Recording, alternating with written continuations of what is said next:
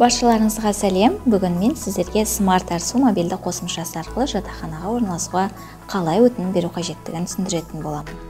Ең алдымен сіз университетке келіп, құжат тапсырып, өтініш толтырарда жатақхана қажет пе деген жолға қажет деп жазу керексіз. Содан соң құжат тапсырғаннан кейінгі күні ұялы телефоныңыздағы Play Market немесе App Store арқылы Smart Арсу мобильді қосымшасын жүктеп аласыз.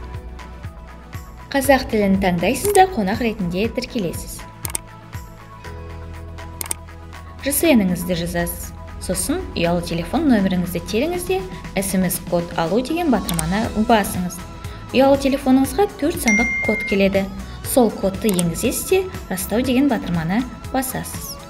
Тегі, аты, әкесінің аты, туған күні деген жолдарды толтырып сақтайсыз.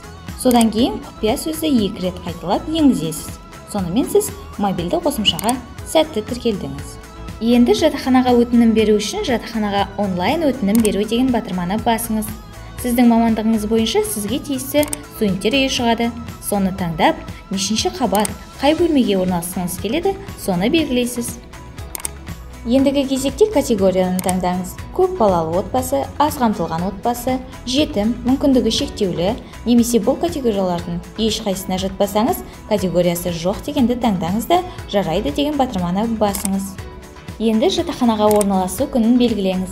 Содан соң файл дегенді басып, қажетті құжатты жүктеңіз. Егерде ешқандай категорияға жатпайтын болсаңыз, ата-анаңыздың жұмыс жасайтындығын растайтын құжатты жүктеңіз де жіберу деген батырманы басыңыз. Сіздің өтінішіңіз қабылданды.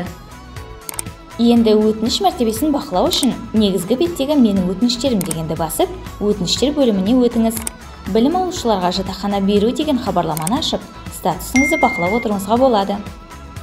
Міне, өтініш тіркелді. Енді шешім қабылдануын күтесіз. Назарларыңызға рахмет.